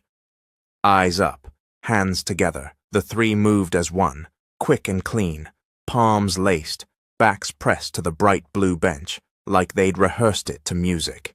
Pierce's smile vanished, his chin lifted, a tiny signal. The janitor pivoted to push through a gap in the ring, then halted. Derek stood there, body square, no hesitance in his stance anymore. "Not today," he said. "Sir, I'm maintenance," the man started, already retreating. A hand lighted on his elbow, sunglasses and summer shirt, calm voice. "Let's talk about that somewhere else." His badge flashed just enough. The second agent was already at Pierce's shoulder. Pierce tried to recover the veneer. "Is this theatrics? Mr. Carter, really?" "Tell me about the dead man script," Derek said evenly. "Tell me how you wired my company to bleed into your shells if I ceded control." Evelyn's phone trembled in her fingers. Pierce's laugh was quiet and careless. "Control is architecture. Your patents were never yours. They were assets stewarded wisely when you could not. You're emotional. That makes you weak. I designed it so people like you don't crash empires." "Like you designed the CPS tip?" Monica asked, her voice steady as a metronome. "And the injunction trap? And a kidnap attempt in daylight?" "Don't be dramatic," Pierce said, dismissive, and finally, careless. "Pressure creates compliance. You're compliant now." The nearest agent didn't smile. "Mr. Pierce, we're going to need your phone." The briefcase came next. The polite hands weren't gentle, but they weren't cruel. They were thorough. Evelyn's app chimed as the seized device bled the same credentials she'd traced all week. CJ lifted his camera, took one clean photo of a man blinking against a glare he couldn't dim. Marcus, thinner and paler, appeared at the edge of the crowd, with a detective and a bandage he hadn't had yesterday. He didn't look at Derek, he looked at Pierce. "Tell them who paid me," he said, voice shaking but clear. "Tell them whose money signed the photos, the guy's the janitor." Pierce finally lost the smile. They walked him past the bake sale, under a sky so blue it felt unfair. Parents murmured, kids clapped without understanding why. The triplets held the bench like a ceremony. Monica crossed to them, kneeling eye level, palms open. "Perfect," she whispered. "Exactly like we practiced." Jada tipped her forehead against her mother's. Jalen's grin cracked wide. Jordan let out a breath like he'd been holding it for a week. By Monday, the freeze lifted. The clause looked different in sunlight. The judge voided it in the same breath as he signed the warrant to search Pierce's loft. Evelyn's name went on a new plaque at Carter Innovations, Chief Security and Integrity. CJ took a board seat with teeth. CPS closed the file with a note about the family's exceptional planning and resilience. 2 weeks later, they returned to the beach under a sky that matched the first day and nothing else. The water winked bright as if it remembered. Derek stood facing Monica, with the triplets forming a lopsided ring around their parents. Feet sank in warm sand. "No more secrets," he said, voice rough, steady. "Not from you. Not from them.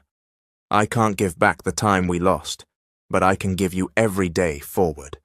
"I vow it." Monica didn't answer at once. She looked at the three faces leaning toward her future, then at the man who had finally stood his ground in daylight.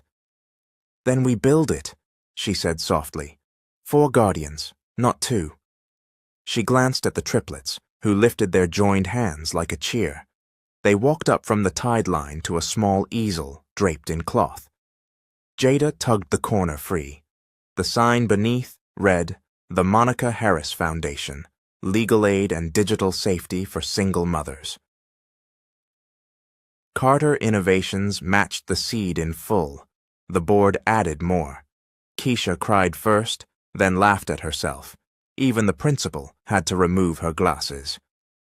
"Family is hands we hold."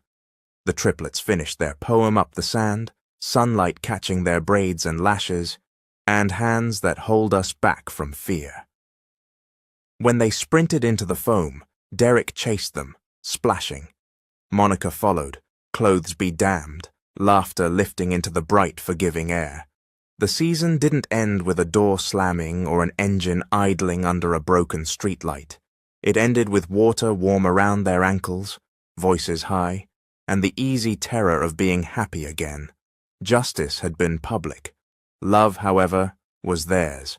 Here comes the end of the story. If I was able to make your day, comment Mr. Hope you made my day.